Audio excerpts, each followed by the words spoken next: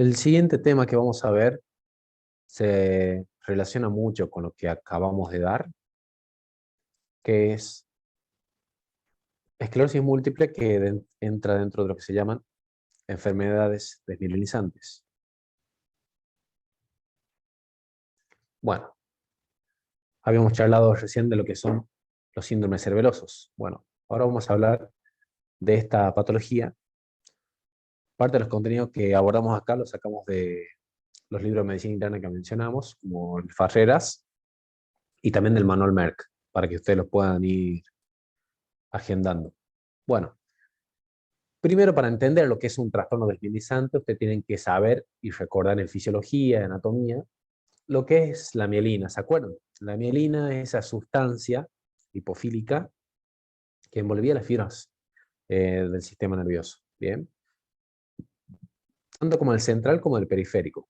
Y la función que cumplía, o que cumple mejor dicho, es que acelera la transmisión nerviosa en estas fibras nerviosas. Bien, tienen que recordar, ¿sí?, que la mielina está formada por la oligodendroglea, ¿sí?, en el sistema nervioso central, es decir, por los oligodendrocitos, ¿sí?, y es diferente a la que se ve desde el punto de vista químico, inmunitario, de la que se ve en las células de Schwann en el sistema nervioso periférico. Entonces, para ir resaltando, la mielina es formada por las células de Schwann en el sistema nervioso periférico y por los oligodendrocitos en el sistema nervioso central. Bien.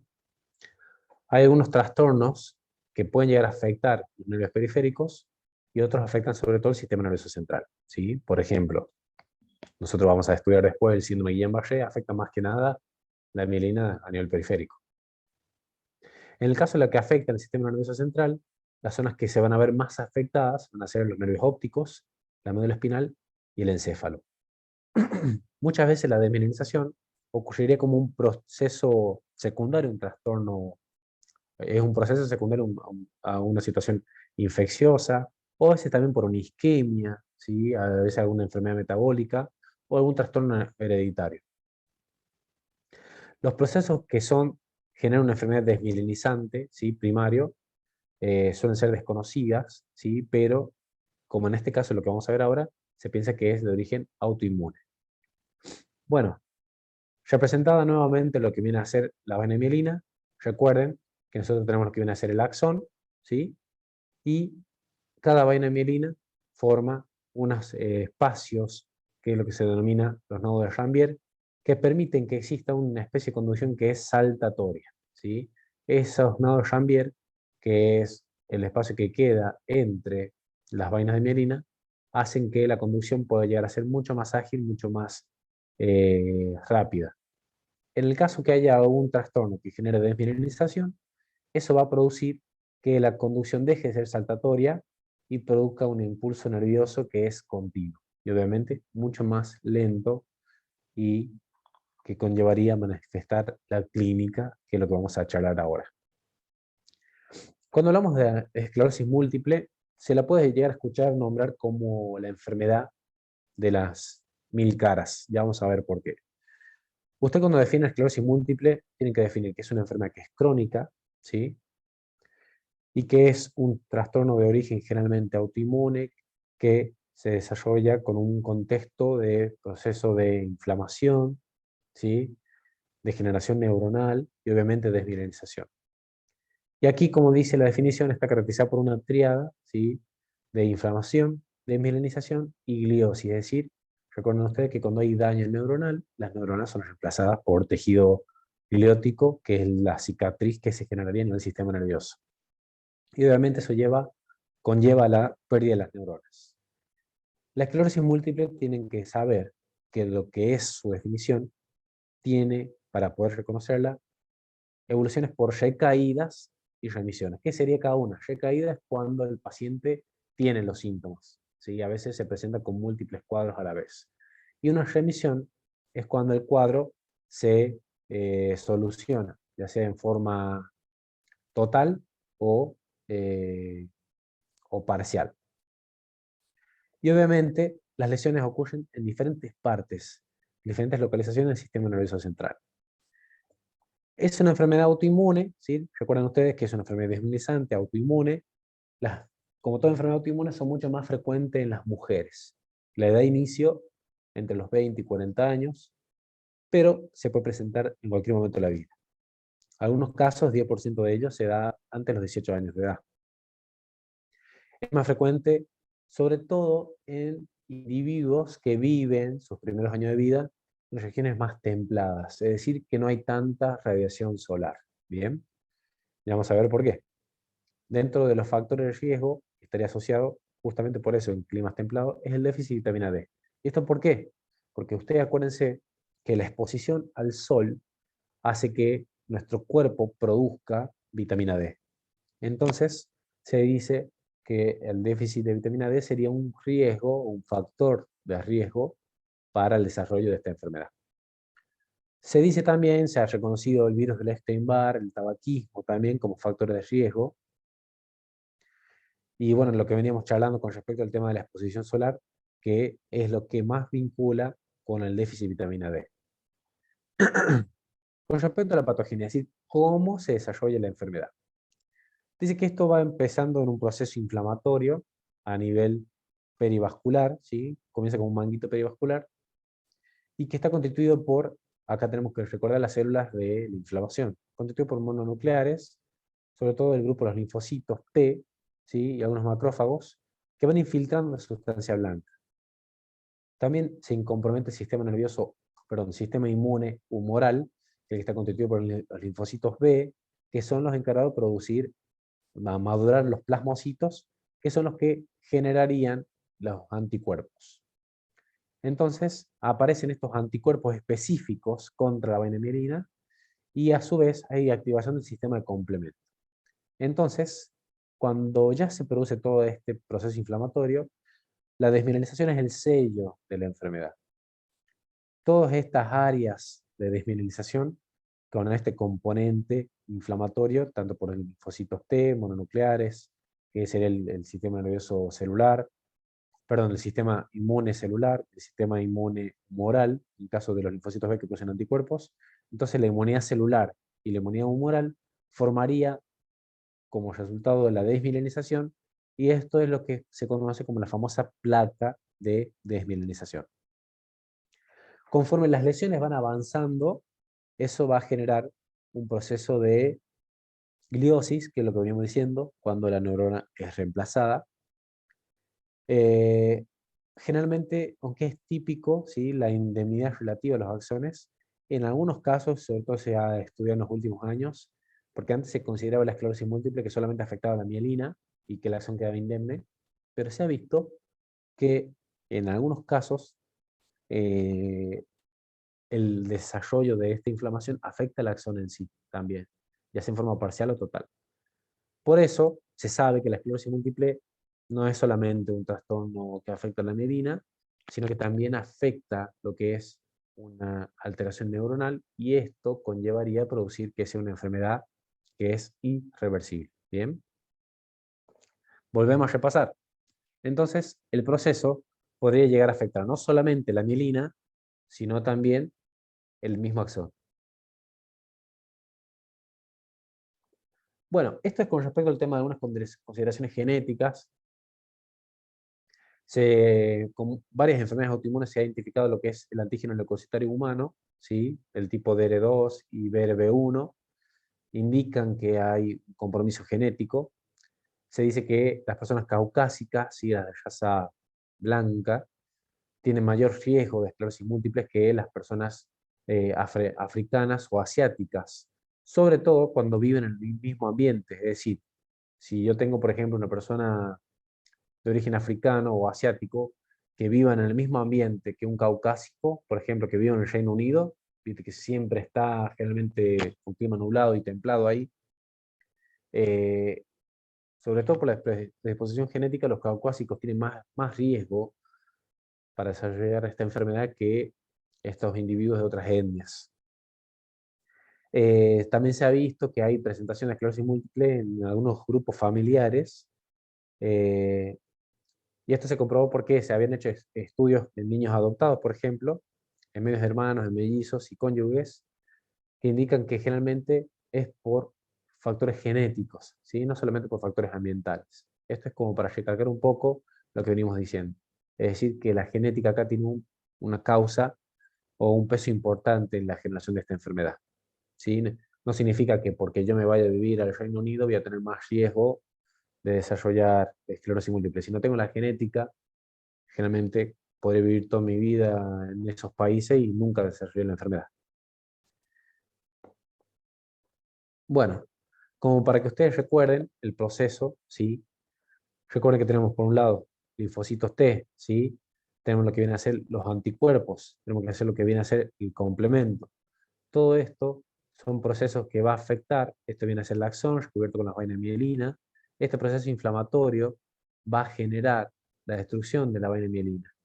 Y obviamente va a afectar los sectores que son, digamos, blanco y que obviamente van a dar las manifestaciones clínicas. Por ejemplo, va a afectar a nivel del nervio óptico, entonces el paciente va a cursar con alteraciones visuales, va a afectar, por ejemplo, a nivel de la médula espinal, generando trastornos a nivel miccionales y obviamente trastornos motores. ¿Sí? Eso que no está acá especificado, los trastornos sensitivos que el paciente puede llegar a tener.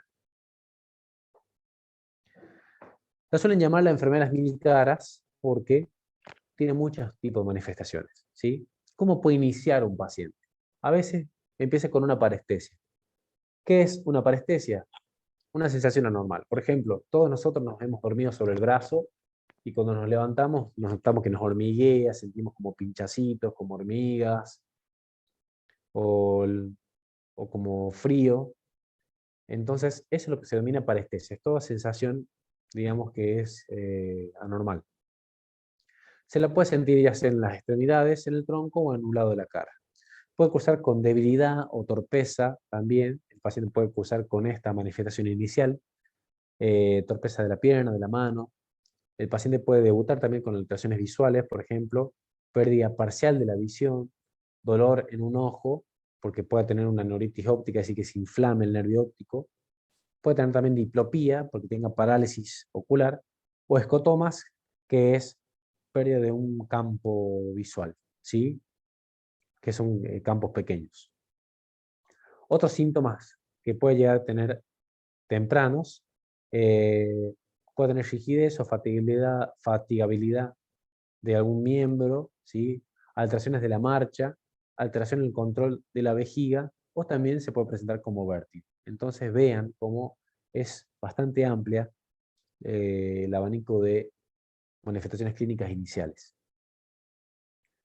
Dentro de la semiología o la clínica, así que puede presentar el paciente, puede tener alteraciones en los pares craneales. Uno de ellos sería la neuritis óptica unilateral o la oftalmoplegia internuclear bilateral. La neuritis óptica, en este caso, está afectando el segundo par, que es el óptico, va a producir pérdida de visión. Puede ser desde una escotoma, es decir, una pérdida de un campo visual pequeño, hasta una ceguera, es decir, hasta una amaurosis. Puede cursar con dolor y obviamente puede tener alteración en los campos visuales y en algunos casos edema de papila, que esto se detecta en el fondo de ojo y lo vamos a estudiar de nuevo cuando veamos hipertensión endocraniana. La oftalmoplegia, ¿sí? Se debería porque hay una... ¿Recuerdan ustedes que la interrelación que tiene entre los pares craneales oculomotores se da por el fascículo longitudinal medial, que conecta estos núcleos del tercer, cuarto y sexto? Entonces, cuando se produce la lesión de este mismo fascículo, obviamente el paciente va a cursar con esta oftalmoplegia. Entonces va a tener, por ejemplo, a nivel de la mirada horizontal, puede tener disminuida la aducción de un ojo, ¿sí? Con nistagmo del otro ojo, mientras que se dice que la convergencia está intacta, ¿sí? El vértigo también suele ser habitual, puede haber entumecimiento o dolor facial, como si fuera una neuralgia trigémina, que ya hemos charlado de esto en la clase de pares craneales.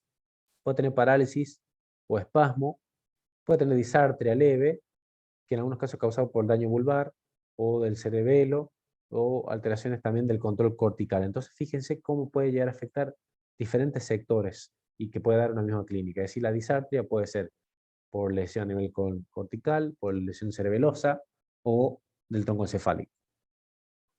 Dentro de las alteraciones motoras, bueno, el paciente puede tener debilidad, sobre todo en los miembros inferiores, suele ser bilateral y evoluciona en la espasticidad. Los reflejos profundos suelen estar aumentados y a menudo pueden tener signo Babinski y clonus también. La paraparesia espástica puede dar una marcha rígida inestable que no hemos charlado, sea en casos avanzados, que los pacientes pueden llegar a evolucionar a quedar en silla de ruedas. Muchas veces suele ser la evolución tórpida que pueden tener estos pacientes. Manifestaciones cerebelosas, bueno, el paciente puede cursar con ataxia, ¿sí? A su vez, puede presentar una palabra, ¿se acuerdan como decíamos de la alteración del lenguaje? La palabra es cándida o palabra arrastrada, tiene esa tendencia a pronunciar en forma lenta, ¿sí? A vacilar. Y todo este contexto de lo que viene a ser la palabra escándida o el nistagmo, o que tenga temblor de acción, es lo que se conoce como triada de Charcot, ¿sí? Entonces, esto es la triada de Charcot, ¿sí? La triada de Charcot es una de las manifestaciones que se puede ya presentar en el síndrome cerebeloso.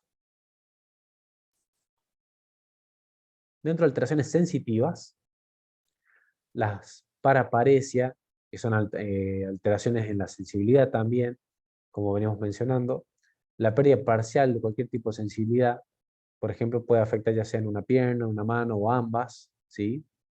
Puede haber alteraciones sensitivas de tipo dolorosas, que pueden ser ardor o sensación de sacudida eléctrica. Puede aparecer espontáneamente o, sobre todo, con respuesta al contacto, ¿sí? Esto se da, obviamente, cuando está afectada la médula espinal. Hay un signo característico que se llama el signo Lermit, que se le pide al paciente, o mejor dicho, le tomamos la cabeza al paciente y le imprimimos un movimiento rápido y brusco hacia el tronco, y eso genera una sensación de descarga eléctrica que va desde arriba hacia abajo en la espalda cuando se le flexiona el cuello. Eso es lo que se conoce signo de Lermit, suele ser un signo característico de esclerosis múltiple. En la médula espinal, recordemos que una placa de desmineralización puede llegar a afectar lo que viene a ser la inervación vesical, entonces el paciente puede cursar con algunas alteraciones vesicales como urgencia misional, dificultad para iniciar la micción, retención parcial de orina o incontinencia urinaria. Algunos de ellos pueden cursar con constipación, disfunción eréctil en el hombre y anestesia genital en las mujeres. Acá les hago un paréntesis porque vean cómo en esta enfermedad sí se puede afectar lo que viene a ser la médula espinal, mientras que no sucede eso en la enfermedad de la motoneurona. En este caso, la esclerosis lateral amiotrófica, ¿sí? No se vayan a confundir, ¿sí? Porque aquí la esclerosis múltiple sí afecta a la médula. Sí hay trastornos esfinterianos, sí hay trastornos vesicales y rectales también. En algunos casos los pacientes pueden quedar con incontinencia urinaria y fecal franca. Obviamente esto ya da mayor comorbilidad al paciente. Sepan que cuando la enfermedad se la trata de tipificar, nosotros vamos a ver que hay 4 tipos de presentación, 4 tipos de esclerosis múltiple. El patrón más frecuente, más usual de ver, es lo que se conoce como patrón de recaída y remisiones, ¿sí? ¿Cómo se da esta circunstancia? Son pacientes, ¿sí?, que están asintomáticos y que de repente aparece algún cuadro, como ser, por ejemplo, una paresia, una debilidad, una alteración sensitiva, y después en forma espontánea puede llegar a resolverse de la nada. Es decir, ocurre una remisión que puede durar meses o años, y muchas veces el paciente puede estar asintomático durante mucho tiempo. ¿Cuándo se dan estas exacerbaciones? Cuando ocurre, por ejemplo, una situación como una infección, cuando ocurre gripe o algún proceso que genere fiebre.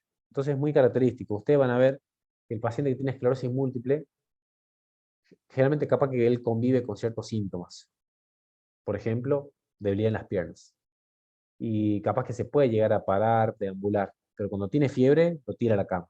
Lo tira a la cama y queda invalidado. Es justamente por el tipo de patrón o de manifestación clínica. Entonces, este tipo de pacientes, ¿sí?, son cuadros de exacerbaciones o recaídas que alternan con remisiones, ¿sí? Hay otro tipo de patrón, como ser el patrón primario progresivo, en el cual el paciente evoluciona con síntomas leves que van a ir acentuándose, ¿sí? Va afectándose en forma progresiva y gradual, pero no hay remisión, es decir, no hay ningún estado en el que el paciente está sintomático como puede estarlo acá. Puede tener mesetas en las cuales no hay progreso en la enfermedad, pero siempre la enfermedad va avanzando, es decir, nunca recae, no es como este que hay, nunca remite, mejor dicho. No es como el patrón recaída y remisión, que es el más frecuente, que tiene recaída y puede tener periodos de que se encuentra asintomático. Vamos a ver el patrón secundariamente progresivo, que es un poquito más difícil de entender.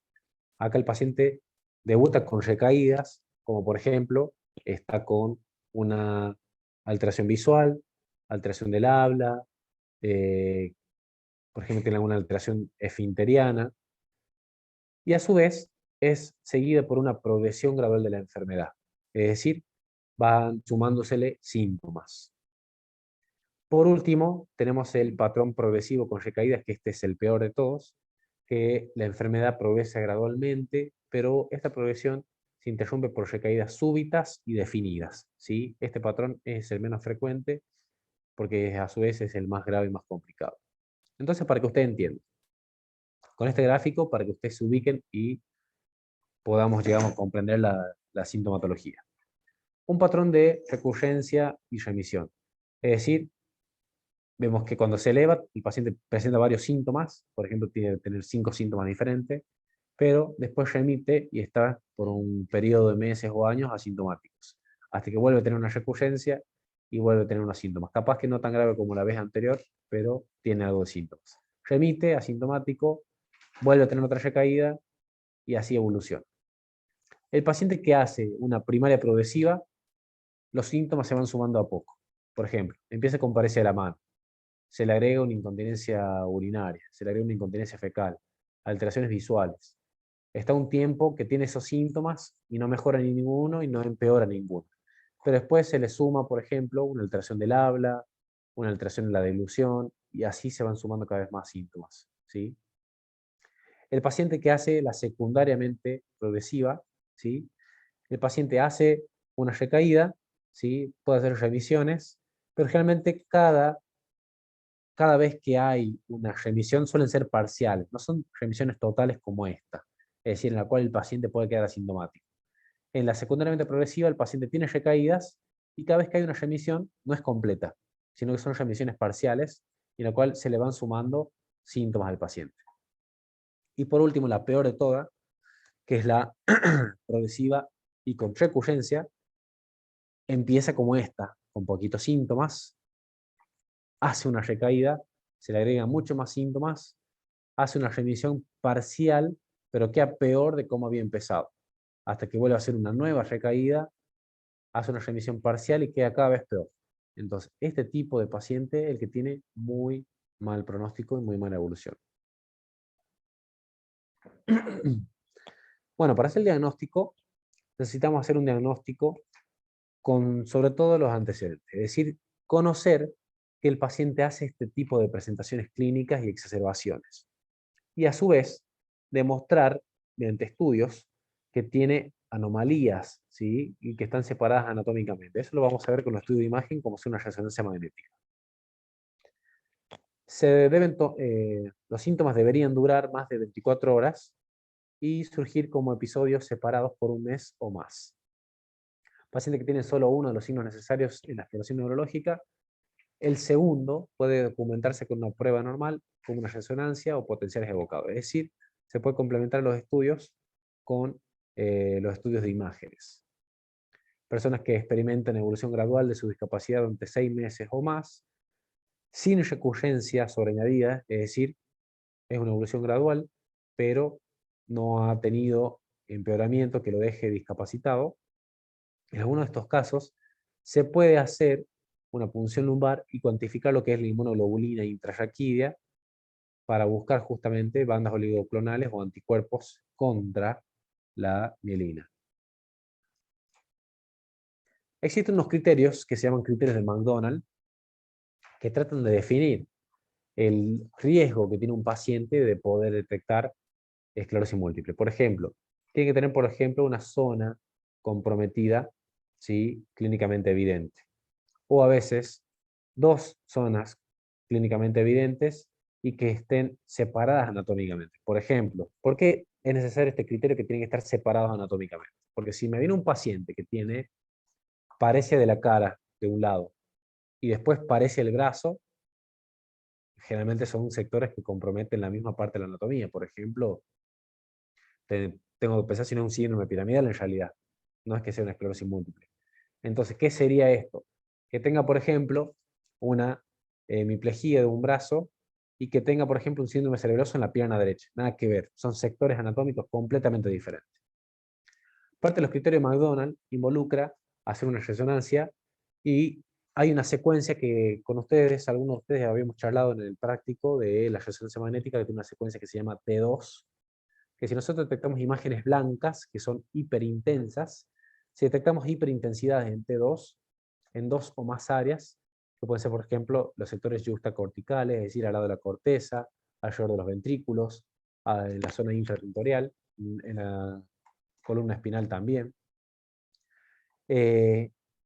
También, al menos, una lesión, digamos, que se correlacione clínicamente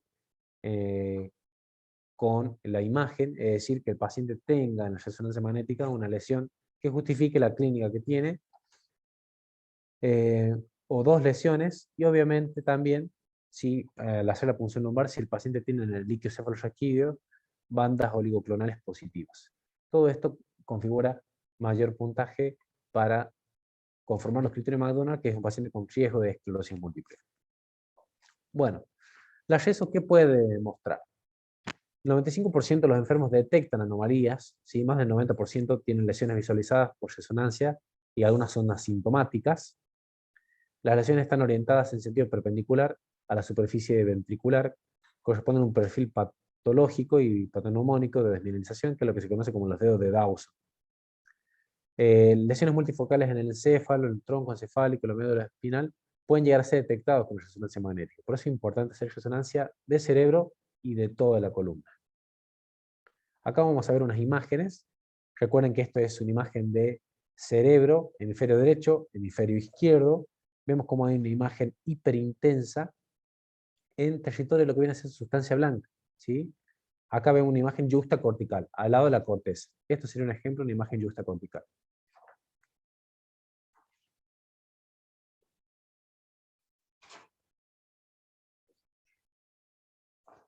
Vemos acá otra imagen en el cuerpo calloso, como tiene imagen hiperintensa, también ubicadas allí, a nivel del cuerpo calloso.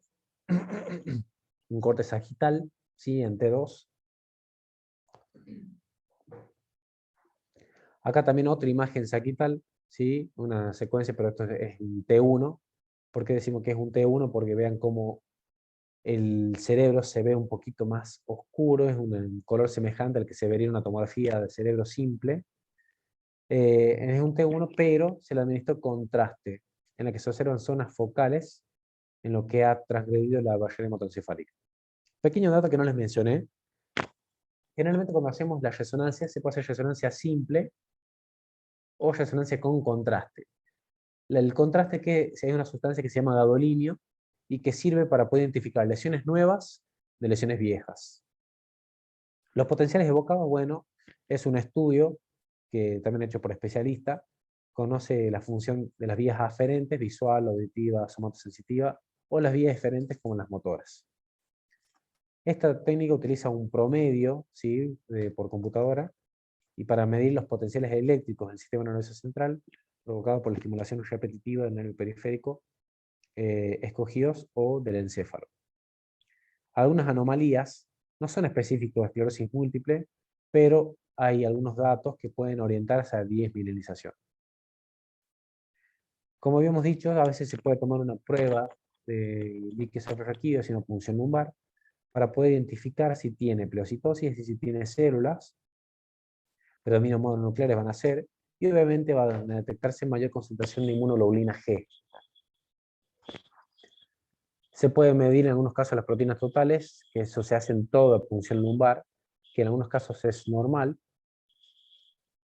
Y esto se hace, lo que viene a ser la cuantificación de bandas oligoclonales, es para ver la producción intrarraquídea de IgG o de inmunoglobulina. ¿Cómo se hace esto?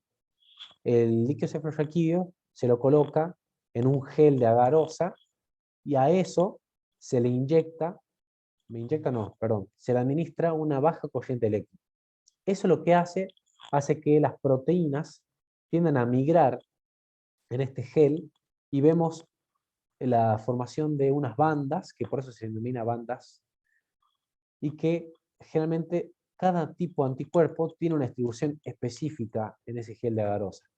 Por eso nosotros podemos llegar a detectar estas bandas oligoclonales a través de esta prueba que es la electroforesis. En más del 75% de los pacientes con esclerosis múltiple se detecta dos o más de estas bandas. Pueden no aparecer al inicio de la enfermedad y en algunos casos aumenta el número de bandas con el paso del tiempo. Con respecto al tema del pronóstico, muchos de estos pacientes evolucionan a la discapacidad, ¿sí? Son muchos pacientes que necesitan rehabilitación, entonces la función que ustedes van a tener que cumplir es muy importante. En estudios antiguos se ha visto que 15 años después del inicio, solamente 20% de los pacientes no tienen limitaciones funcionales. 50% de los pacientes avanzan hasta tener una secundariamente progresiva y necesitan ayuda para desplazarse. Y se sabe que 25 años después del inicio, 80% de los pacientes ya alcanzan el grado de discapacidad.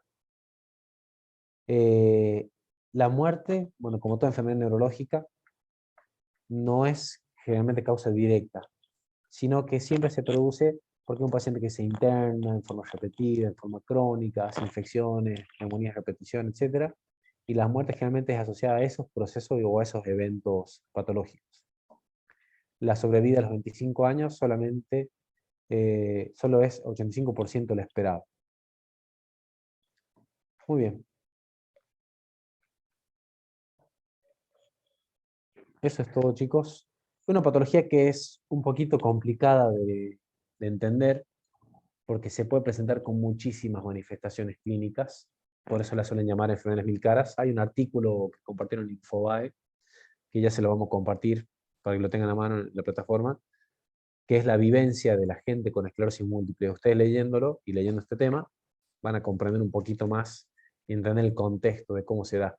Porque les soy sincero y les vuelvo a repetir, en los prácticos, si bien la idea es poder ver pacientes con diferentes patologías, no es frecuente en La Rioja esclerosis múltiples. Debe haber pocos pacientes acá en esta provincia con esclerosis múltiple, entonces no es que sí o sí vamos a ver un paciente con esclerosis múltiple. Por lo tanto, van a tener que hacerse de otros recursos para poder comprender un poquito más la enfermedad. Seguramente, yo por ejemplo, en los años que tengo de la medicina, desde el 2013 que me recibí, solamente he visto un caso de esclerosis múltiple en mi vida, un paciente ya diagnosticado. Y sí, tuvimos un caso de novo de una paciente, les comento el dato, una paciente joven, alrededor de 38 años más o menos, que es el segundo caso que vi, que fue el caso de novo. Es una paciente que se internaba, y se internó la primera vez porque había hecho una hemiplegia que resolvió, se lo definió en primera instancia como un accidente isquémico transitorio. A los meses vuelve a producir otro episodio del otro lado, y meses después vuelve a hacer otro episodio de hemiplegia del lado contralateral. Esa paciente, si bien tenía esas recurrencias, probablemente fue una secundariamente progresiva porque la paciente quedaba con ciertas secuelas, ¿sí? Entonces una paciente que quedaba con una debilidad de un lado del cuerpo, sobre todo del segundo episodio que tuvo, y esa paciente cuando había ingresado se pensaba que era un foco neurológico agudo secundario a una ACV, primera vez a una IT, pero después estudiándosela se observó y se destacó que en realidad lo que tuvo fue una esclerosis múltiple. Entonces, súper importante comprender lo que es historia clínica, porque si ese paciente se hubiera conocido que ya tenía antecedentes múltiples internaciones por eventos neurológicos semejantes y de ubicaciones anatómicas diferentes, se podría haber hecho ya una resonancia previamente y detectar las zonas de minimización. Entonces, es es importante conocer el contexto de la enfermedad y cómo se puede presentar en diferentes circunstancias. ¿Alguna duda, chicos? No, Profe, ¿de qué libro sacó esto? Esto lo sacamos en parte del Farreras y si no el Manual Merck, que es el libro que les comenté desde los primeros días de clase, que está en línea y un libro que lo pueden leer online, ¿sí? Y se va actualizando. Y es gratuito.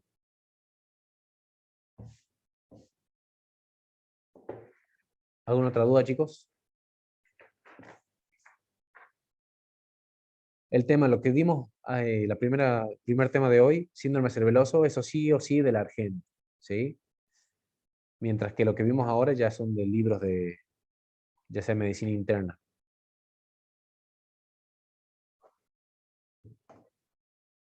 Bueno, chicos, nos vemos hoy a la siesta. Acuérdense, empezamos 15:10, por ahí, 15:15. Repasen los temas que hemos visto en las clases anteriores, ya lo vamos a tener en la plataforma también. Y nos vemos hoy en la tarde. Chao, profe. Chao, hasta Chao, luego, que profe. estén muy bien. Chao, profe, que ande bien.